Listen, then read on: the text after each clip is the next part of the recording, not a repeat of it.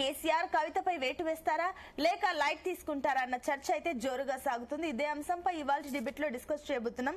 ఇవాళ డిబేట్ లో మనతో పాటు పార్టిసిపేట్ చేస్తున్నారు రూప్ సింగ్ గారు, జాగృతి ఎక్స్ చైర్మన్, అదేవిధంగా గణపురం వెంకటరెడ్డి గారు బీజేపీ నుంచి, అదేవిధంగా రాజకీయ విశ్లేషకులు నర్ర విజయ్ కుమార్ గారు కూడా జాయిన్ అయ్యారు, అండ్ బొమ్మెల రామ్మూర్తి గారు బీఆర్ఎస్ నుంచి. అందరికి వెరీ గుడ్ మార్నింగ్ అండి. Good morning. మొత్తం మీద పార్టీ ఉంటే ఎంత పోతే ఎంత అన్న కమెంట్లు ఎమ్మెల్సీ కవిత నుంచి రావడం, అటు స్థానిక సంస్థల ఎన్నికలు ఇంకా కొన్ని రోజుల్లో దగ్గర పడుతున్న టైంలో బీఆర్ఎస్ లో ఏం జరుగుతుంది, స్వపక్షంలోనే విపక్షం తయారైందన్న ఒక వాదన అయితే బయట నుంచి వినిపిస్తుంది. ముందుగా రూప్ సింగ్ గారితో స్టార్ట్ చేద్దాం. రూప్ సింగ్ గారు good morning. Good morning. Good morning. So మొన్నటి వరకు కేసీఆర్ పక్కన దయ్యాలున్నాయని చెప్పేశారు. ఆ దయ్యాల పేర్లు నిన్న బయట పెట్టేసింది ఎమ్మెల్సీ కవిత.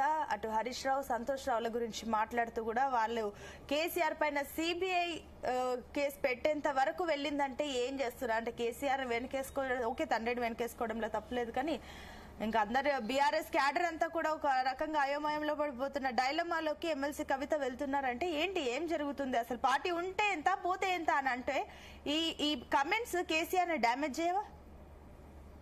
ముందుగా నేను జీ తెలుగు న్యూస్ ప్రేక్షకులందరికీ కూడా హృదయపూర్వక నమస్కారాలు తెలియజేస్తాను. అలాగే నాతో పాటు ఈ చర్చలో పాల్గొంటున్నటువంటి ప్రముఖులందరికీ కూడా ప్రత్యేకమైనటువంటి నమస్కారాలు.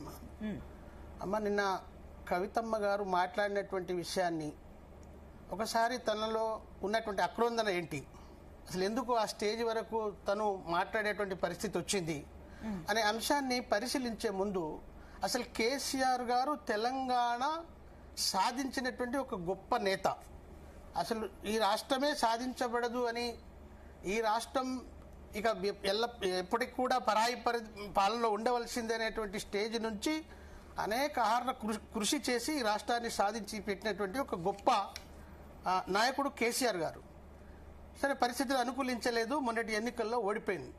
ఓడిపోయి ఇలా కాంగ్రెస్ ప్రభుత్వము రేవంత్ రెడ్డి గారు అధికారంలో ఉన్నారు.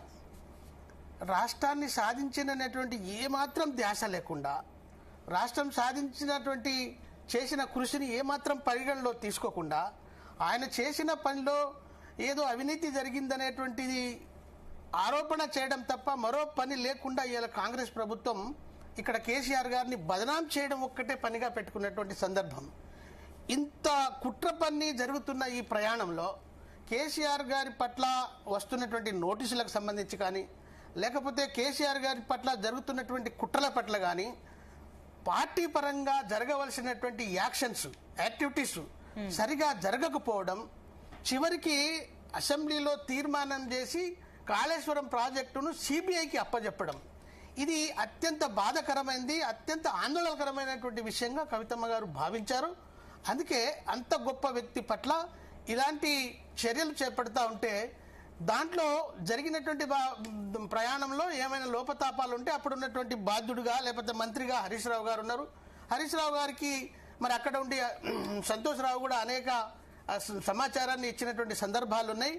అలాగే ఆమె గతంలో కూడా చెప్పారు మనకి, సార్ చాలా గొప్పవాళ్ళు, మంచివాడు, దేవుడు, కానీ వెనుక ఉన్న కొద్ది మంది ఆయనను మిస్గైడ్ చేస్తున్నారనేటువంటి వాదన ఈ మధ్య కాలంలో కవితమ్మ గారు తీసుకొచ్చింది వాస్తవ విషయం. ఆ విషయాలను ఇంకా ఎంతకాలం అంటే పార్టీ ఓడిపోవడానికి కారకులు కొందరు, ఒకరిద్దరు అనేటువంటి కాదు, దాని చాలా కారణాల్లో చాలా మంది వ్యక్తులు ఉన్నారు. అది అవినీతి రూపంలోనే కాదు, వాళ్ళ అధికారంలో అంటే ఎమ్మెల్యేలుగా ఉన్నప్పుడు, మంత్రులుగా ఉన్నప్పుడు వాళ్ళు ఆయా నియోజకవర్గాల్లో వ్యవహరించినటువంటి తీరుతెన్నులు, అంటే ప్రజలతో మమేకమై పనిచేయవలసినటువంటి దాంట్లో ఫెయిల్యూర్స్ అనేక కారణాలు ఉన్నాయి. అందులో ఈ రకంగా బ్లేమ్ కావడానికి, బదనాం కావడానికి ఈ కాంగ్రెస్ ప్రభుత్వం పూర్తిగా కేసీఆర్ గారిని ఒక్కనే బలి చేసేటువంటి కుట్రలు. సరే, మీరు అన్నట్లు తీసుకుందాం రూప్ సింగ్ గారు, కానీ ఒకటే ఏంటంటే, సరే పీసీ ఘోష్ కమిషన్ నివేదిక పైన జాగృతి వాళ్ళకి నమ్మకం ఉందా? ఎట్టి పరిస్థితుల్లో మాకు ఆ నమ్మకం లేదు. మీకు నమ్మకం లేనప్పుడు ఇప్పుడు ఎట్లాగో రాష్ట్ర ప్రభుత్వం ఏదైతే దర్యాప్తు చేస్తుందో దాని మీద నమ్మకం లేదు, మరి లేనప్పుడే కదా అది కేంద్రంకి వెళ్తుంది. ఇప్పుడు సిబిఐకి వెళ్ళింది, దాని మీద కూడా నమ్మకం లేదా? నమ్మకం గురించి మాట్లాడు. నమ్మకం ఒక మాట ఇప్పుడు అంతే కదా. ఇప్పుడు కాళేశ్వరం పైన ఇప్పుడు ఏదైతే అవినీతి ఆరోపణలు వచ్చాయో దాన్ని రుజువు చేసుకోవాల్సిన అవసరం ఎంతైనా ఉంది. సరే, కేసీఆర్ కి ఇప్పుడు ఏదైతే కడిగిన ముత్యంలా బయటకు వస్తారా, లేదంటే నిజంగా అవినీతి ఆరోపణలు ఎవరైనా ప్రూవ్ చేసుకుంటారు, సిబిఐ ప్రూవ్ చేస్తుందో ఏంటో తెలియాలంటే సిబిఐ వరకు వెళ్ళాలి. వెళ్లకుండా ఇప్పుడు కేసు వెళ్ళింది తప్పు, కేసీఆర్ పైన ఇప్పుడు అక్కడి వరకు వెళ్ళిందంటే తెలంగాణ బంద్ చేయాల్సిన అవసరం ఉంది, ఎవరు బయటికి రాలేదు అన్నట్టుగా అంటే ఏమన్నట్టు మరి దాన్ని? అంతే కదమ్మా. ఇప్పుడు కాంగ్రెస్ ప్రభుత్వం ఈ 18 నెలల కాలంలో ఈ కమిషన్ పేరుతో ఘోష్ కమిషన్ నివేదికలో ఏముందో మీరు ఒకసారి చూడండి అమ్మా. నివేదికలో ఎక్కడ కూడా అవినీతి జరిగినట్టు గాని వీళ్ళు దోషులని ఎస్టాబ్లిష్ లేదు. నా పాయింట్ ఏంటంటే అసలు అంత దూరం కావాలని తయారు చేస్తూ దీన్ని ప్రజలలోకి వీళ్ళు దోషులని చెప్పే ప్రయత్నం కాంగ్రెస్ ప్రభుత్వం చేస్తుంది. కమిషన్ వేసింది, మరి కాంగ్రెస్ పార్టీ యాక్షన్ తీసుకునే అవకాశం వాళ్ళకు ఉంది కదా. సిబిఐకి అప్పచెప్పడంలో ఉద్దేశం ఏంటి? ఆ చర్యలు తీసుకునే పవర్స్ వాళ్ళకి లేవా? ఉన్నాయి కదా. ఉన్నప్పుడు దాన్ని పక్కకు పెట్టి సిబిఐకి అప్పచెప్పడంలో అంతర్యం ఏమిటి? అంటే ఇదంతా కూడా కావాలని చేస్తున్నటువంటి కుట్రలు.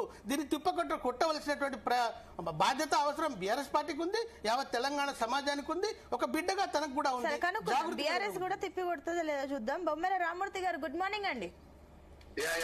మొన్నటి వరకు అసలు కాళేశ్వరంలో అసలు అవినీతియే లేదు, అవినీతియే జరగలేదు అని చెప్పేసి బీఆర్ఎస్ స్టాండ్ గట్టిగా అదే పాయింట్ మీద ఉంది.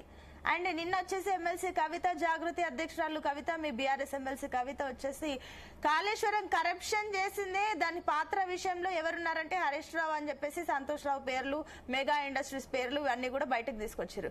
అంటే మీరేమో కాళేశ్వరంలో కరప్షన్ జరగలేదని బీఆర్ఎస్ అంటుంటే అక్కడనే